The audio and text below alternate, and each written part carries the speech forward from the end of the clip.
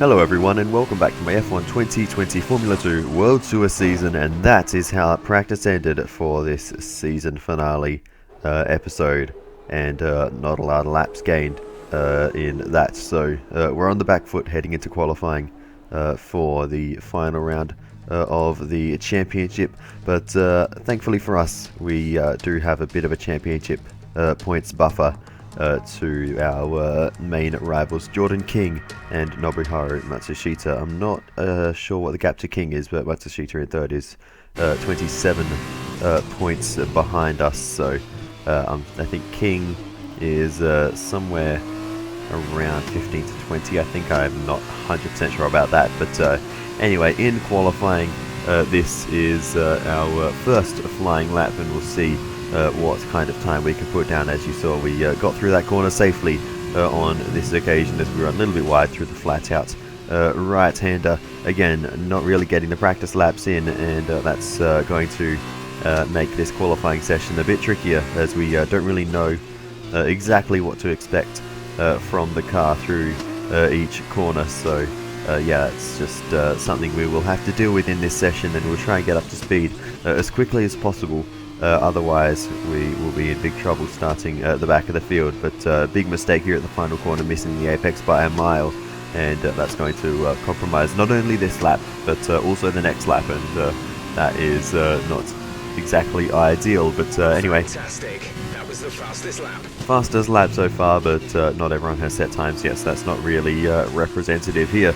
We had come out, Teddy Camera comes out right in front of us. We get past him though, but as you may have noticed, we actually ghosted through him there, and as we head through these next few corners, a bit of a mistake, and Teddy Camera is still there, and very much being very distracting, and we make a mistake there, and that has ruined this lap for us, and well, we just made another one on our own immediately after that, trying to get back on top of things here, but we've lost a second or so, and this lap is down the drain, unfortunately. As we continue on to the end of the lap, you'll see we didn't gain any time, and we were well over a second, approaching a second and a half off of our original lap. So we need to go again here and see what we can do on this one. We'll have the DRS help from Sete Camera along the main straight. You can see we set a purple first sector, so that is a perfect start to our lap as we get onto the back straight with the DRS open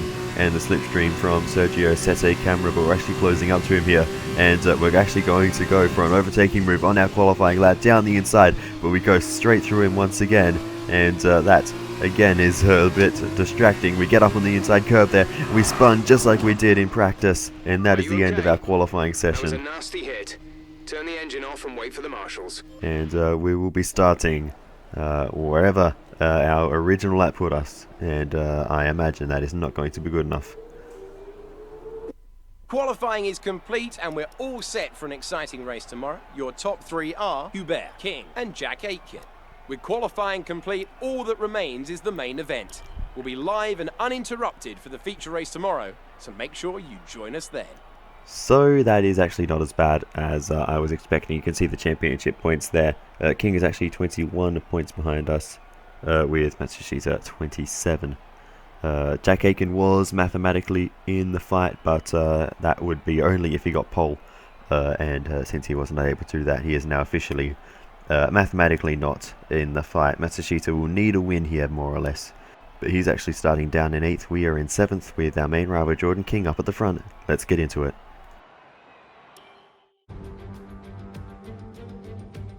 It's that time once again, those last few moments of anticipation before lights out and the charge towards turn 1.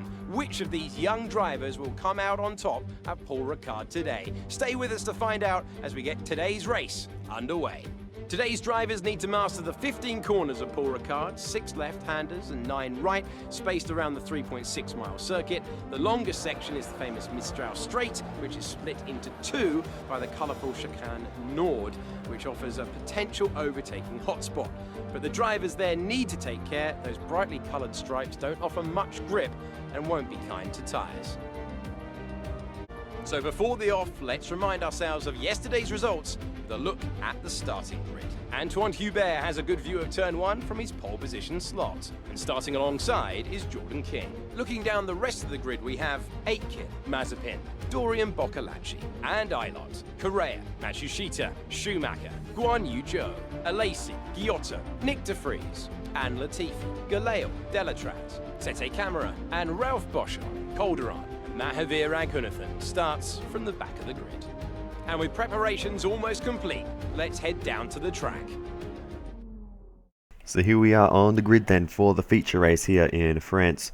No weather to interfere, so let's just get straight into it. Keep an eye on the lights. The start sequence will begin as soon as the grid has formed. Be ready with the clutch. And we are now ready to go to those 5 red lights.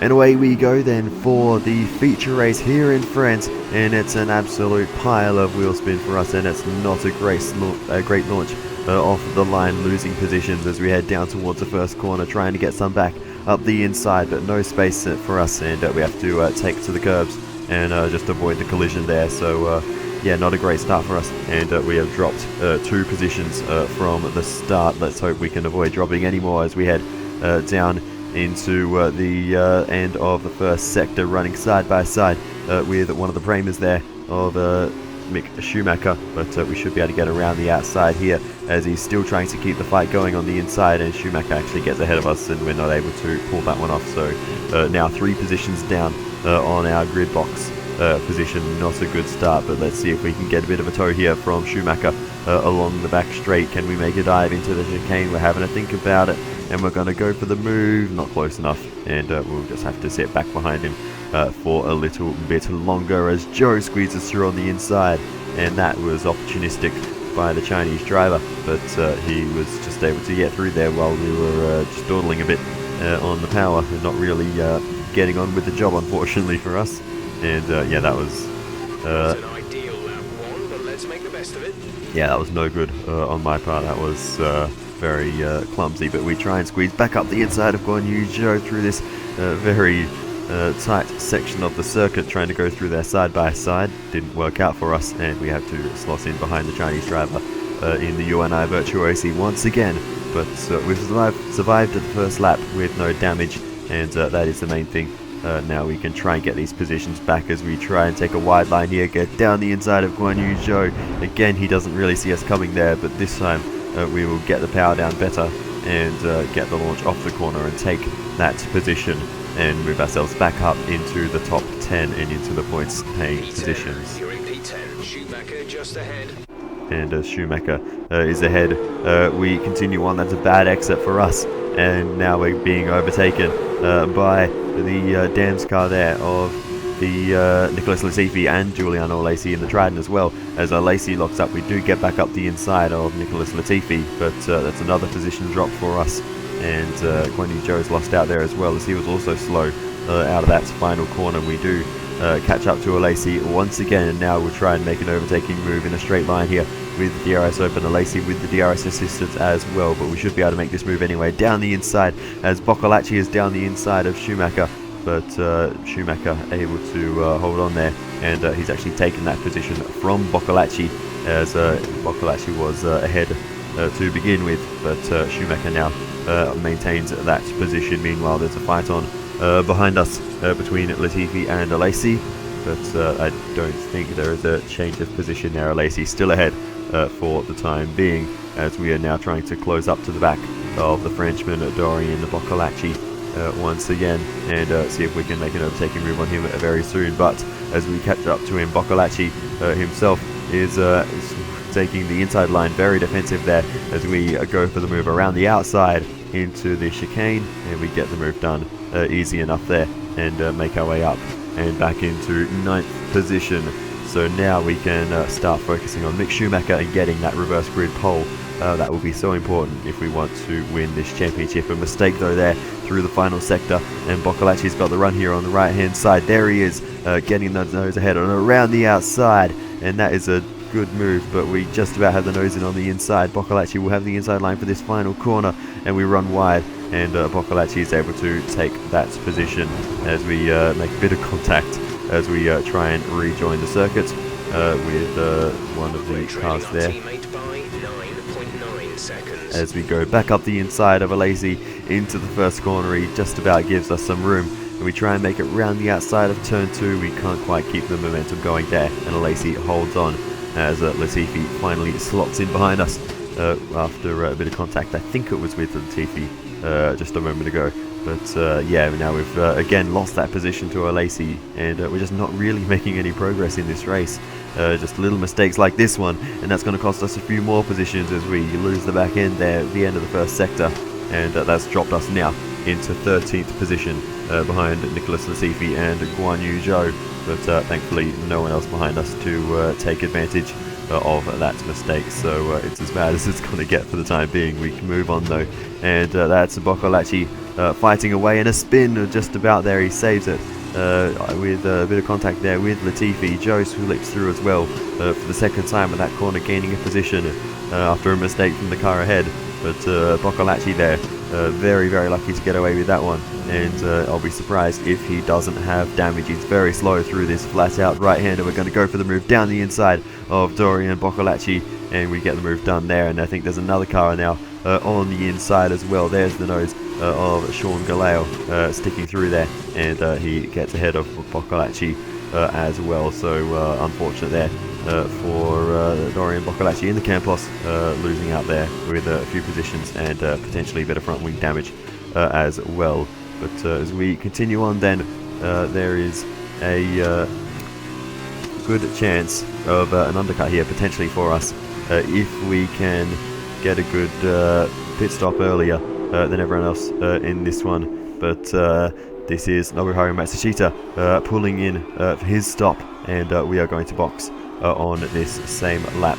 So that is what we are going to do, and we ready up for our pit stop and try and get things stopped for the line, and hopefully pitting on the earlier of the 2 laps everyone chooses to pit on will net us a few positions. It typically has in the past, so let's see how this goes as we get the tyres on. But we can't go because there's a car pulling in front of us. There we go, we finally are able to leave our pit box, and that was very, very frustrating to lose that time, and we've lost the position to Sean Galale as well. So that shows the time that we lost in the pit lane. So ruined our potential of an undercut just with that car pitting ahead of us. But hopefully we'll be able to recover from this. There's a car with an issue up ahead. That is Sergio Sete Camera, who retires from this one, the final feature race of the season. So his points haul, as we have a bit of a loss of the back end there for this season, is likely over. Very difficult to score points in the sprint race if you do not finish the feature race. We move on, and we are still putting the pressure on Sean Galale as the rest of the field make their stops, and we get back up into 13th position, but definitely not as high as we could have been if we weren't held up in the pit lane. But well, we just were unlucky there, and now we have to fight back the old-fashioned way as we get down the inside of Sean Galale as we enter the end of the first sector, and we do just that, make the move nicely on the Indonesian driver, and now we can try and focus on the cars ahead that we were battling with earlier on in the race, the likes of Guan Yu Zhou and Nicholas Latifi. So as we continue on, we do catch up to the Chinese driver in the UNI Virtuosi, and now we'll try and make a move, little bit of contact there on the apex, and we're really pushing him through here. We're going to try and make the move around the outside. We're not quite going to get there. We'll just about get the nose in and around the outside as we enter the second sector. Now Zhou leaves us the space, and we're able to make that move stick. So that's a great move there on Guan Yu Zhou, and we're able to get our way ahead of him and up into 11th position. Next up, Nicholas Latifi. As I mentioned earlier, Zhou with the slipstream, though probably more powerful than DRS really in Formula 2, but not able to do anything with it. And we're able to just about hold on there with a bit of late braking and diving for the apex quite late in the piece there. But now we're clear of Guan Yu Zhou. And up into 11th, Nicholas Latifi is up next. Let's see what we can do about the Canadian driver ahead of us as we try and carry a lot of speed here through the penultimate corner, down the inside of the final corner. Nice apex there, and we're able to slide on through. And the safety car is out, and that is for Sean Galale, who was making a few positions in this one out of the race with a mechanical issue to his Prema, and the engine smoking away there, and he is also out of the race. So that closes up the field and gives us a good chance of getting back into the points. Well, we are already in the points, into 10th position now. Next up is Lacey, and one more car after him, currently Matsushita. He is the gatekeeper of the reverse grid cars at the moment. So let's continue on then and see what we can do as we go down the inside of Lacey into the chicane, and we get the move done on the Frenchman and move our way up into 9th position. The Frenchman at his home race. As things stand, will be second in the championship. And confirmation there that Jordan King will take the lead of the championship as things stand. I can confirm Jordan King is leading this race after starting on the front row. Down the inside though of Matsushita into the final corner. We can't quite get the move done. But it's a bad exit for both of us, but we may, with a bit of DRS and slipstream, we may be able to make a move on the Japanese driver as Jordan King takes the fastest lap. We want to be taking that away by the end of this one, but we'll focus on this overtake first, and we'll get around the outside of Nobuharu Matsushita and make that move stick on the Japanese driver in the Carlin, and move ourselves up into reverse grid pole as things stand. Next up is Nikita Mazepin, and we've actually caught up to him, so we'll see if we can better our position further as we try and close the points gap to Jordan King in this one, trying to carry the speed here through the flat out right hand, and now down the inside of Mazepin. There's no space there, and we half spin, but thankfully just about able to save it and keep this race going. Somehow no damage and somehow not spinning after that contact. Mazepin did not see us coming. It was a late move, and the move wasn't on, to be fair, so Mazepin had every right to shut the door, but very, very risky for us to go for that move, and very, very lucky to get away with that one. We continue on though, and a good exit here as we try, and Mazepin defends immediately as we have a run. Mazepin continues to fight off, and we are not able to make a move as he runs a little bit deep in his defense there, but we just can't make anything of it. We try and get the nose in down the inside at the end of the first sector, and we do get down the inside and make the move on Mazepin. We're getting very aggressive here with the Russian, but we eventually slip through and take 7th position, and now we can shift our team radio. Be second in the championship. And still not enough points to overhaul Jordan King at the moment, so we'll need another position or the fastest lap. So let's see what we can do as we are now behind Mick Schumacher in the closing stages of this one. Not long left, so we'll see if we can overtake the German very, very quickly here as we are on the final lap of the race. We're going to go down the inside of the final corner, and we'll barge him out the way if we have to. Bit of damage there coming off one of our front wings, but we will just about get there as Jordan King wins the feature race here in France, and it's a good race for him and what he needed to keep his title hopes alive. And we are going to just about come across the line for 6th position in this one, and what a hard fought 6th this was.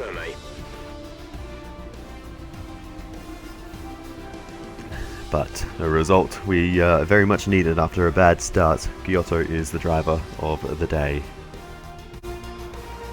It wasn't always plain sailing today, but a very important win nonetheless. And I have to wonder, Davide Valsecchi, just what set them apart from the competition here. The safety car had a huge impact on the race today, that's for sure. A lot of racers begin panicking when it's brought into a race, as it means important decisions need to be made in a very short space of time. Should you pit? Well, that depends. What track is it? How are the tires holding up? What is my current position? A race can be won or lost after the introduction of a safety car. Making quick thinking key to the victory here today. And look at that, they're making their way out onto the podium now. Great race from the MP Motorsport team, and I'm very happy to see them up there on the top step of the podium. So it is Jordan King who takes the race win here. It is going to be Antoine Hubert finishing up in 3rd position with Jack Aitken in 2nd.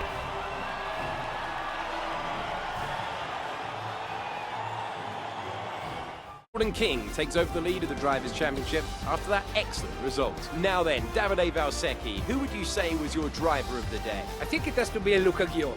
You know, good on tires, some nice passes.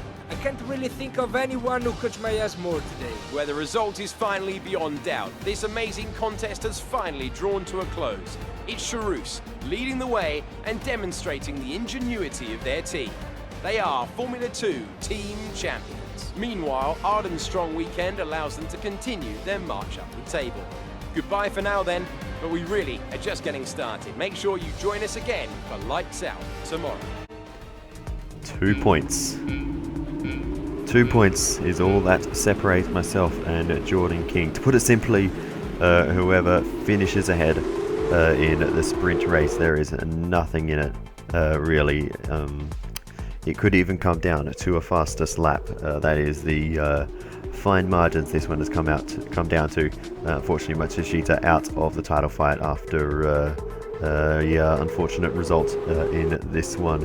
And his title hopes really went down back at Circuit of the Americas when he had that mechanical failure there in the feature race that really ruined any hopes he had at the time of staying fully in the title fight. So yeah, that was a very unfortunate one there at Kota. But oh well, it happens. It's the first time in all of these Formula 2 seasons I've done on this game, all 3 of them, including this one, that Matsushita has not been in the title fight come the final race. It's always come down to, well, just the 2 of us mostly, but unfortunately he's not in it this time. But he took it to the penultimate race, so that's not a bad effort at all by the Japanese driver, and still a very competitive opponent all throughout this season.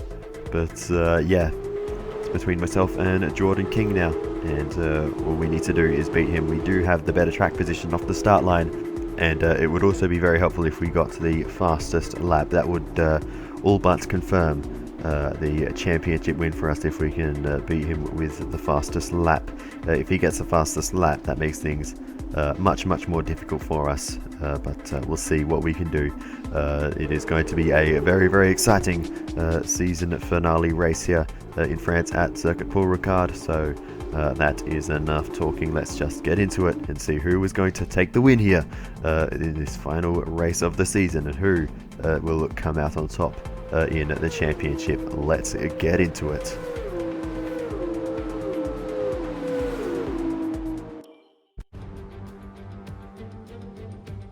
We've reversed the top 8 from yesterday's race to set the grid for the sprint race here today, and the drivers are almost ready on the grid down below.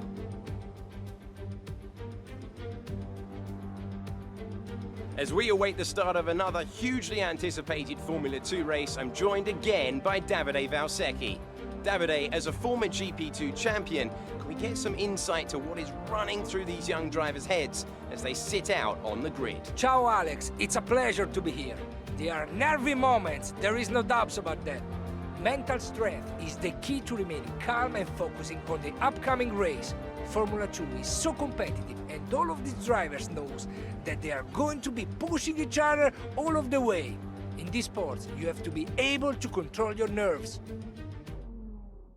We have to be able to control our nerves indeed heading into this final one. We need to outscore Jordan King by well, practically any amount, and that will get us the win, or at least draw us level. I'm not sure who has the most wins, but we'll worry about that later as we now go to the 5 red lights. And away we go then for the final race of the season. And look at the start from Nikita Mazepin off the line. We get a better one than Schumacher. Let's see if we can do anything with it as we head down towards the first corner. To the inside we have a look, but no room there for us. And we have to stay behind the German for the time being as we leave a bit of space on the inside. See if there was anyone there, but thankfully we're able to hold on to 3rd position relatively easily. But Mazepin, an absolutely perfect launch off the line, and he's able to take the lead in the first of the how many laps? 21 laps in this sprint race. So let's see if we can hold on to that for the rest of this one.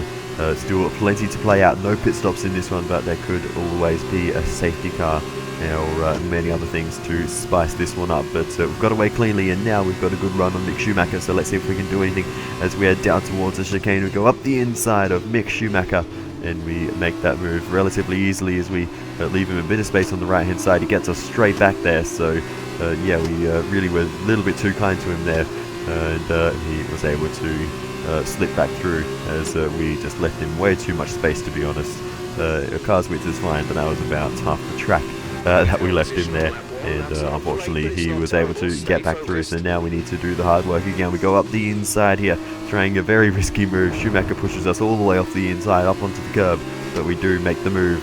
Unlike last time out in that corner, we get ahead of our rival and move ourselves up into second position, and one position further away than Jordan King, who will be starting down in 8th position in this one, and he's the one with all the work to do if he wants to take the win in the championship. Despite having the championship lead, we are in the ideal position at the moment in second, and within sight of the leader if we can get in a few good laps. There's a car entering pit lane, I can hear in my right ear there, and that car is Sergio Sette Camara in the dams as he pulls off the road on the replay, and he has a bit of damage to his front wing, so unfortunate for him. This is unscheduled, obviously, no pit stops in the sprint race, so this is going to ruin his race, and he's going to have to put on a new set of tyres as well that will likely be quite worn, so he may even need to make another stop before the end of this one. But you can see front wing change for him, and after a mechanical failure in the first race, his weekend goes from bad to worse. I love how coordinated these Formula 2 pit stops are. With so little pit crew, they have a lot of work to do to change the front wing as well as the tyres. But further on into the race, and Mahavir Raghunathan retires with a mechanical failure and pulls off the road, engine smoking in the MP Motorsports car, and he retires from the sprint race here in France. But as we continue on then, we do eventually, after a long time, we've gone through almost half the race now, we've caught up to Nikita Mazepin. We get a great run here as we have a look to the inside. We might make the move here into the corner where we almost spun trying to overtake him last time out, and we make the move on Nikita Mazepin. A little bit of understeer, but we do manage to keep the car on the island and get ahead of the Russian, and now take the lead of the sprint race here in France as we have a big old loser back end on the exit there, and that might allow Mazepin to get back past us, but we will just about hold on to the position. But that was a bit of a nasty one there in the final sector, but thankfully able to catch the car and hold the position just about fine. So that's the lead of the race for us now, and it will be all but impossible for King to win the championship without a fastest lap here.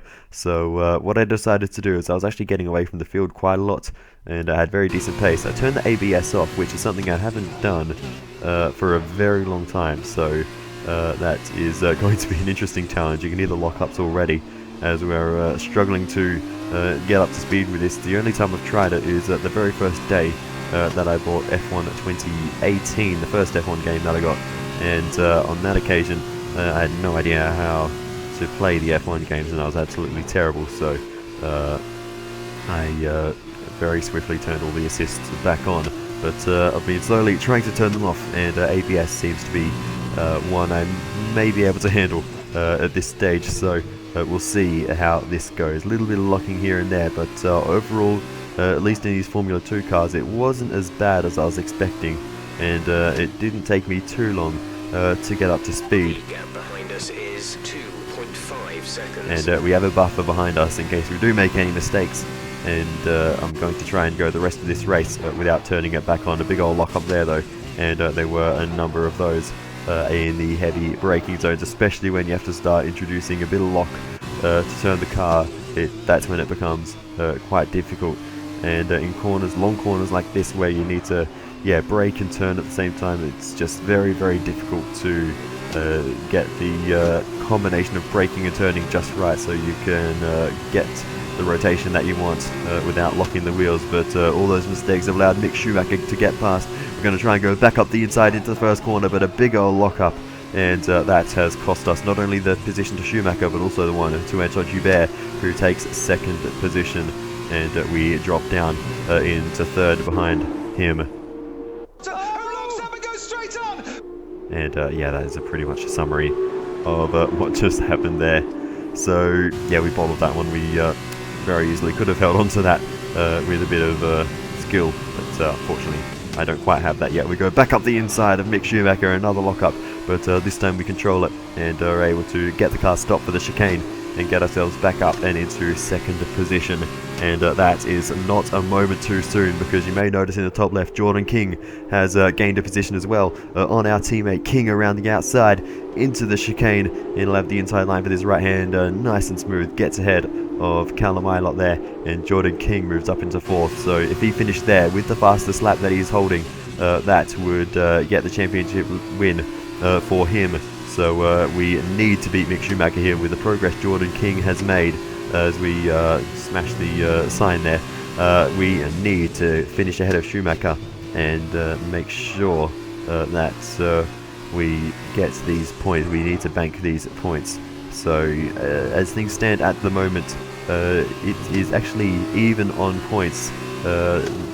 King is 2 points ahead of us, and in the race he is 2 points behind us, 2 positions back, so that's 4 points, but he has the fastest lap to get 2 of those points back. So it's all even in the championship, so we need to try for a fastest lap here potentially to try and get this one, or hope that Hubert or Schumacher or someone else, it doesn't matter who, we just need someone else to steal the fastest lap, and that will get the championship lead back for us. Hubert seems to have some really good pace at the moment, and King is stuck behind Schumacher, who in turn is stuck behind myself, so he won't be setting another fastest lap anytime soon as things stand. So the target is for Hubert to take that fastest lap and hope that Jordan King cannot take it back. That is all I'm banking my whole championship on at the moment, so that is what we will need to do. So as we continue through to the end of this race, you'll notice we are on the final lap.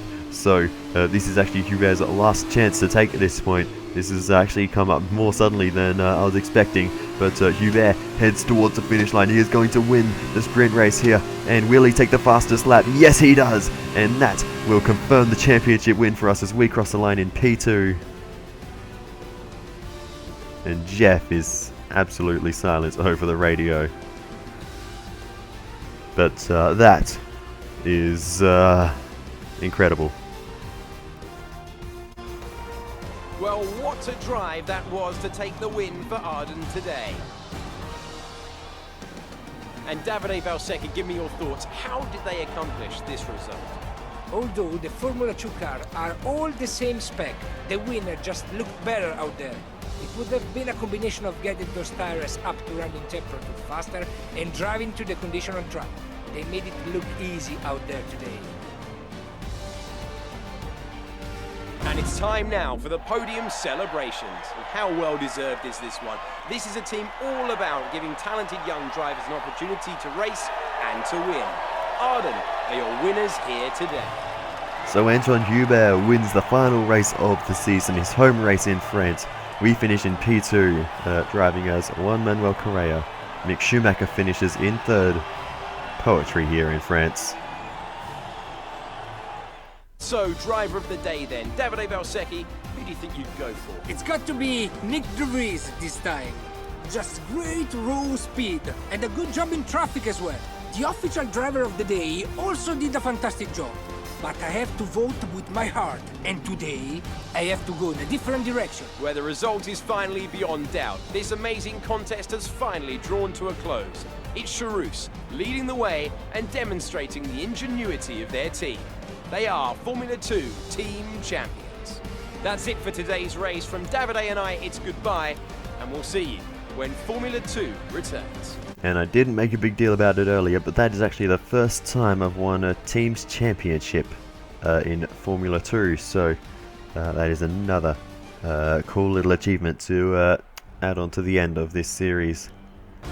But yeah, wow. Season there saved by Antoine Hubert. But you may have noticed we have a few more points than what we should have in the championship. We have 200 points. If you were paying attention after the feature race, we had 182 and with the 10 points we get for the 12 points we get for second in this race, that should bring us to 194. But we were gifted 18 points for that race, and brought our total up to 200. And I'm not exactly sure why that is.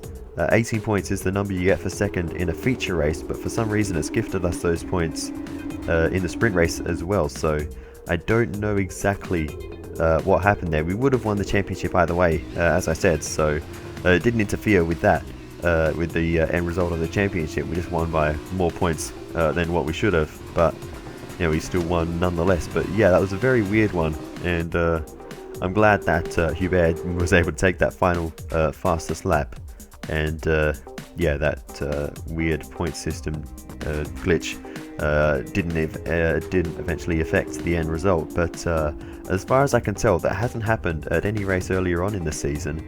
I looked back at a few of my previous videos in this series, and I don't think it's happened before, and I don't think it's happened for any other car in this race. So yeah, it's a very weird one. I'm not exactly sure. Yeah, I'm not exactly sure what caused that, why that happened, but at the end of the day, it didn't affect the championship fight. We just won by a few extra points, but a win nonetheless in this Formula 2 World Tour series I very much enjoyed. Typically, a lot of the tracks on this calendar are the ones I don't really enjoy so much in the Formula 1 cars, but driving them in the F2 cars make them infinitely better, as we knock over the sign there, looking backwards at the time that we did that. But yeah, but I've really enjoyed this series, and I will now finish off by saying thank you so much for watching and joining me for this final episode, and I hope you enjoyed. Let me know what you thought, and I will see you next time when we return to F1 2020 My Team. Goodbye.